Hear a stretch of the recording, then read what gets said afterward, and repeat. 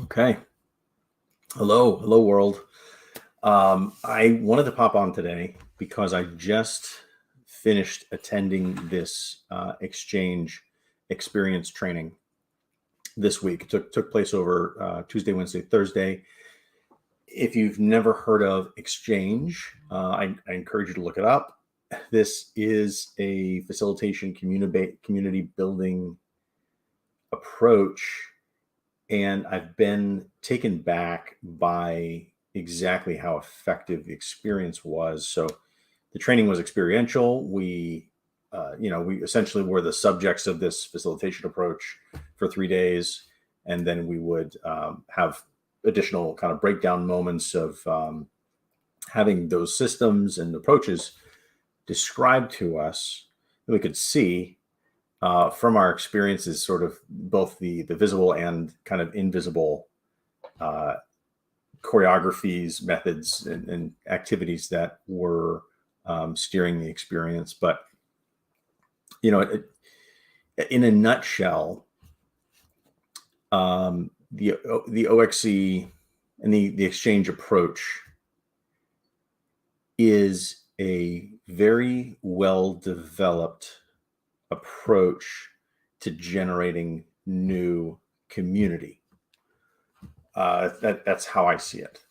We had these sort of hourglass experiences where we have a large group, large group facilitation going on, and then we funnel down into small groups of three or two people, and then we come back out, and there is this active process of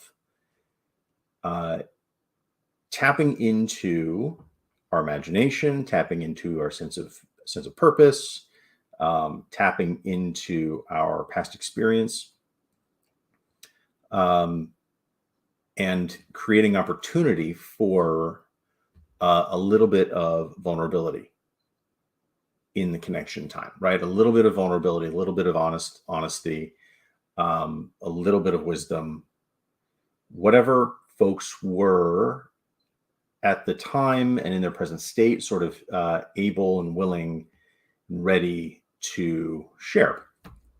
And as we did that, and we sort of were facilitated into these small groups to create connections, and then back out to the larger group where folks had opportunity to share about their experience and either be sort of sharing and a little bit vulnerable for the entire group, or sharing wisdom that they had picked up, or answering a particular question that is driving at a specific topic that we're looking to grow in and explore.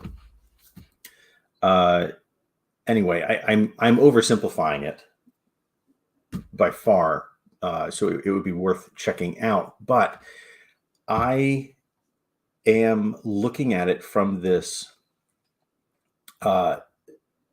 thousand, or trying to see it from 1,000 feet, and understand the placement for a community building mechanism. And this was an effective community building mechanism. Where does that fit into larger scale, larger or larger framework approach to my own subject matter, which is operations empathy?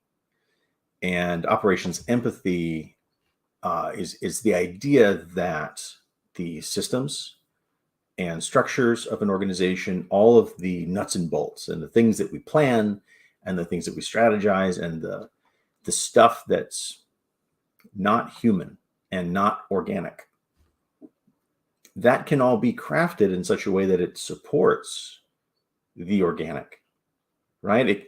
That can all be crafted in such a way that it builds up the workforce, and it builds up community, and it builds up a positive work experience. And that relationship between the human element and the non-human element of an organization, that cycle, that's operations empathy. I'm going to show you a visual of this.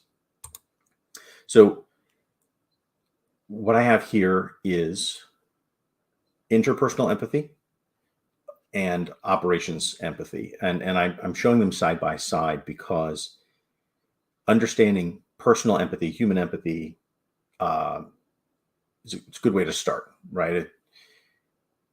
Interpersonal empathy has this cycle between two individuals or groups where we do a lot of learning and listening and absorbing information, um, especially about emotional states and circumstances, and we process that information and we balance ourselves within that moment so that we're not overwhelmed. And then we are able to come out of that process with some kind of action or response or reflection for the other party. So we're looking to not directly mimic their emotional state or mirror their emotional state. What we're actually trying to do, and what healthy interpersonal empathy does, is that it understands, it listens and understands, and then modulates.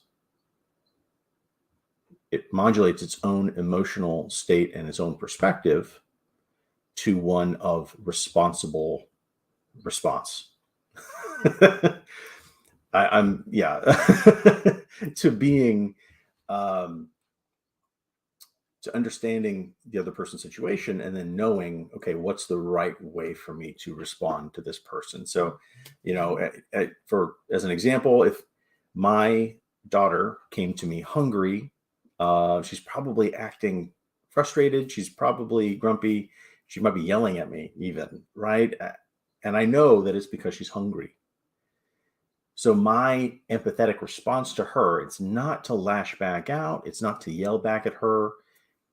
What I'm hoping to do empathetically is to understand her situation, realize how I can respond productively, and then I go ahead and I provide her with food. I provide her with a meal, right? So I'm not reflecting her anger and frustration. I'm actually modulating my own response in service to her. Operations empathy is very similar to that, but the framing is different. Uh, we're looking at an organization now, which is not just people; it's also a bunch of things. Operations is a whole bunch of things: technology, processes, roles, decision-making mechanisms, any number of different elements that are not the people themselves. And traditionally, we regard those elements as not worth or not capable of creating community, but they are.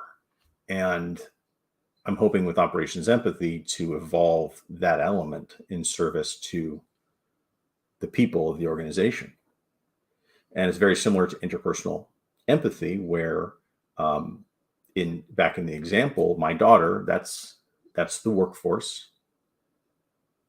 I am the operations, the systems, the rules, the policies, management practices, decisions. And my responsibility is to adequately learn and listen and pick up on what the workforce needs so that I can modulate a response that is not only appropriate, but is also responsible, that meets the need.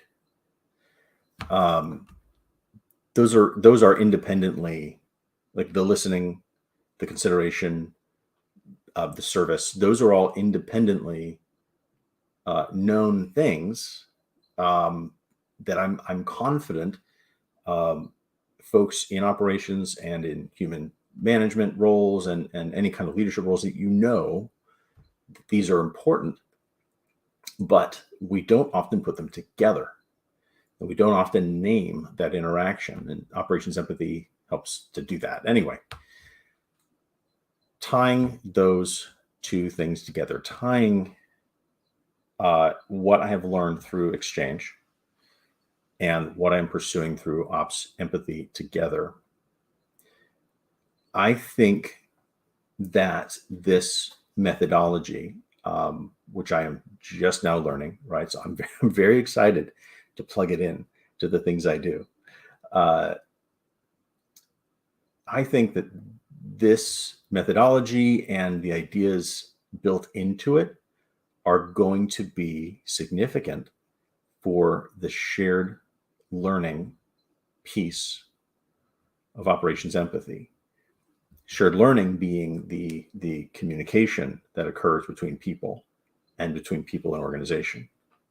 The opportunities to create insight and be creative, and to have sincere feedback and sincere input occur, right? Because we have to get past fear and reach psychological safety in the workforce. We have to get past the silos and process and role barriers that tend to keep us from talking to each other, and have shared learning and creation experiences. That community building is going to be critical. That convening needs to occur within the discipline of shared learning. To get that in there, just to drill that in just a little bit more, or to explain a little better, that shared learning, this first step up here, I describe it as collaborative listening, collaborative learning, collaborative understanding. All the people of the workforce plus the organization having insight discovery together. All that information is necessary to feed the rest of an operations empathy cycle. So I'm excited. That is where I will conclude the video today. As a reminder, I have a webinar this next Thursday and the following Thursday. Ops empathy is the subject for that webinar, but I'm looking forward to implementing some of this XChange methodology into my webinar practice, because I really want to hear from the folks in the room in a more effective way. I get to invite ops and HR people into these webinars, and up until now, I've done all the talking, like I'm doing right now. And hearing from you is going to be absolutely critical if I am going to know how to move forward to implement ops empathy effectively, because it needs to tie in to the expertise and experiences of folks who are already in the field. I hope if that's you, I would love for you to join. Keep a lookout for my posts when I share a link, or reach out to me directly, because I love meeting new people and would love to tell you more about it. And you can tell me a little bit about what you do. But in the meantime, I hope you have a really, really nice weekend. And I hope you're as excited about these concepts as I am excited about them. Wonderful. Thank you so much. Have a lovely Friday.